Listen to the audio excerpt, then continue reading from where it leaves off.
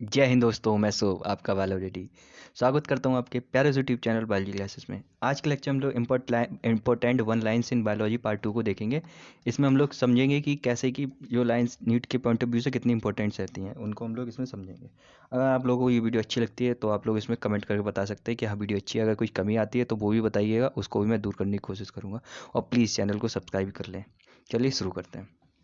Mitosis, the process by which a single cell divides into two identical daughter cells। मतलब बोल रहा है वो प्रोसेस जिसमें एक सिंगल सेल जो है वो टू आइडेंटिकल डॉटर सेल्स में डिवाइड कर सके। माइटोसिस को क्या है कि इक्वेशनल डिवीजन और बोलते हैं। इक्वेशनल डिवीजन इसको क्यों बोल रहे हैं? क्योंकि जब ये जो सेल है इसमें मान लो क्रोमोजोम है आपके 46, ह्यूमन सेल ही ले लो, 2n डिप्लॉयड है ये सेल। तो जब ये सेल डिवाइड करेगी तो जो इसकी दो डॉटर सेल्स बनेंगी वो आइडेंटिकल होंगी एक दूसरे से, और उनमें जो क्रोमोजोम है, जो डीएनए है, वो 46 मतलब 2n अमाउंट में ही पहुंचेगा। ये भी 2n होगी, ये भी 46, ये भी 2n होगी। ठीक है। जबकि meiosis, the process by which cell divide to produce gametes each with half the number of chromosome as the parent cell. मतलब कि मियोसिस में क्या होगा, जो सेल्स है वो डिवाइड करेगी और गैमीट को प्रोड्यूस करेगी, लेकिन इनमें जो क्रोमोसोम नंबर होगा वो पेरेंट सेल से हाफ हो जाएगा, इसलिए इसको रिडक्शनल डिवीजन भी बोलते हैं। ये हो गई आपकी 46 2n, ये क्या होगी, ये होगी आपकी पेरेंट सेल। अब इसमें डिवीजन होगा तो ये क्या है, 4 हैप्लॉइड सेल्स बनाएगी मियोसिस। और ये जो मियोसिस है ये मतलब रिप्रोडक्टिव सेल्स में वो देखने को मिलती है। तो एक सेल ये होगी एन, एक सेल ये होगी एन, ये होगी एन, ये होगी एन। तो इसमें जो क्रोमोसोम की मात्रा है, डीएनए की मात्रा है कितनी, 23,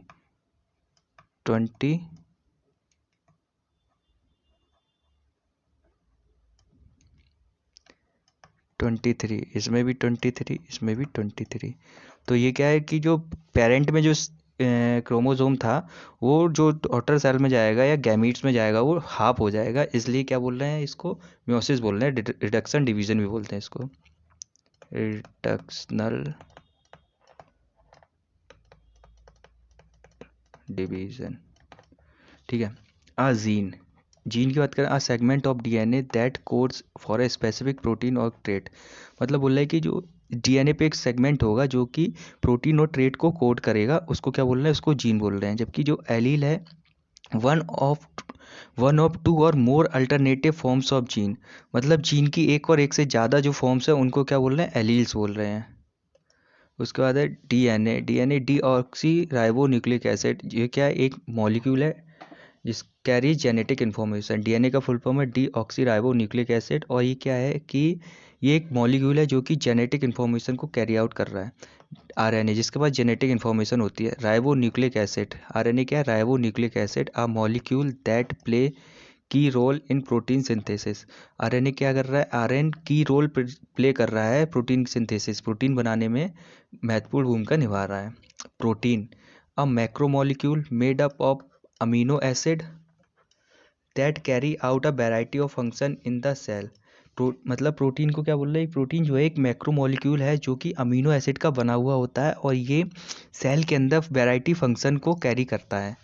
एंजाइम की बात करें, enzyme a type of protein that catalyse chemical reaction in the cell. Enzyme जो है एक प्रकार का प्रोटीन है जो कि सेल के अंदर केमिकल रिएक्शन को कैटलाइज कराता है।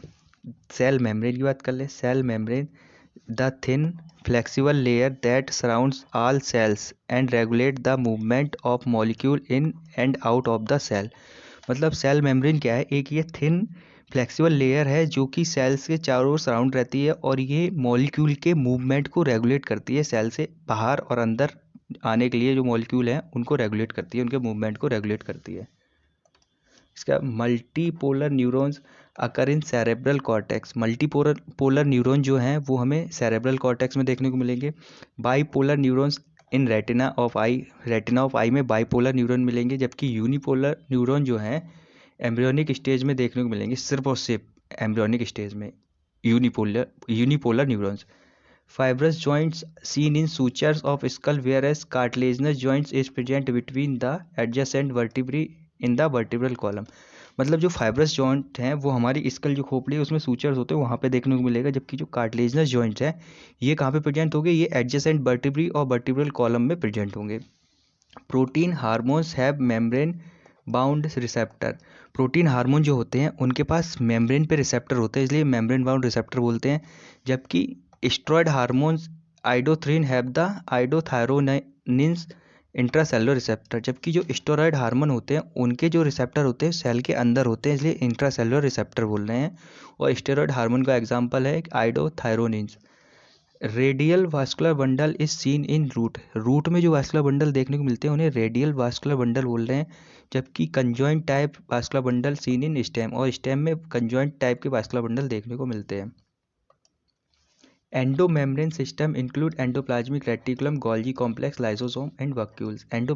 Endomembrane system endoplasmic reticulum, Golgi complex, lysosome और वैक्यूल्स मिलकर बनाते हैं, जिसे क्या बोल रहे हैं, एंडोमेम्ब्रेन सिस्टम बोल रहे हैं, और ये कोऑर्डिनेटेड वे में मिलकर काम करते हैं।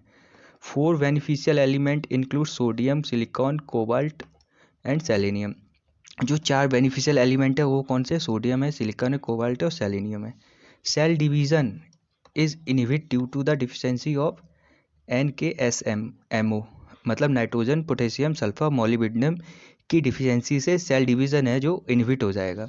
बर्नलाइजेशन is commonly seen in biennial plants like sugar beet, cabbage, carrot. मतलब बोल रहा है बर्नलाइजेशन है वो बाइनियल प्लांट्स में कॉमनली देखने को मिलता है, और बाइनियल प्लांट्स के एग्जांपल हैं शुगर बीट, कैबेज और कैरेट्स। नेक्रोसिस और death of tissue is caused by the deficiency of element calcium, magnesium, copper और पोटेशियम। बोल रहे हैं कि जो नेक्रोसिस है या डेथ ऑफ टिश्यू है वो किसकी वजह से हो रहा है, वो कुछ एलिमेंट है उनकी डिफिशियंसी से हो रहा है। वो एलिमेंट कौन कौन से है, वो कैल्शियम है, मैग्नीशियम है, कॉपर है और पोटेशियम है। फिर उसके बाद variety of synovial joints are present in the ball and socket joints.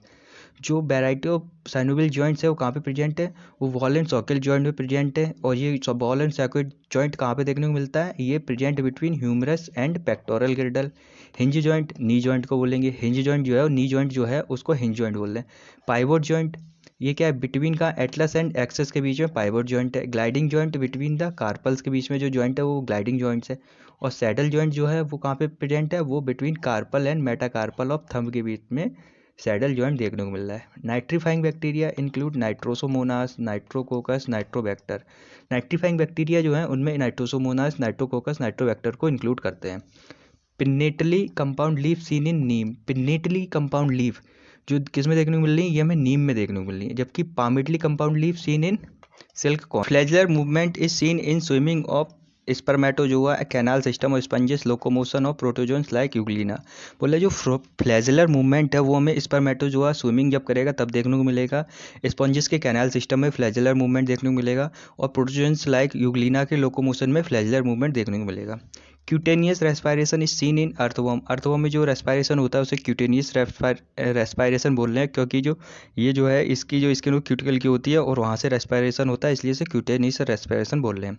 Where as tracheal respiration seen in insect, और जबकि ट्रैकियल रेस्पायरेशन है वो कहाँ में किस में देखने को मिल रहा है, इंसेक्ट में देखने को मिल रहा है ट्रैकियल के द्वारा। Ureotelic animals include mammals, many terrestrial amphibians and marine fishes. और जो यूरियोटैलिक एनिमल्स होते हैं उनमें क्या आएंगे, उनमें मैमल्स आएंगे, मैनी टेरेस्ट्रियल एम्फीबियंस आएंगे और मैराइन फिशेस आएंगे।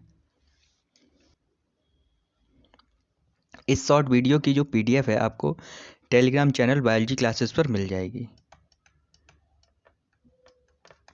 बायोलॉजी क्लासेस करके टेलीग्राम चैनल होगा उस पर मिल जाएगी, और इसके साथ में ही मैं लेक्चर इसके रिकॉर्डिंग अबाउट में इसकी लिंक लगा दूंगा, वहाँ से आप डाउनलोड कर सकते हैं PDF को। चलिए, थैंक यू।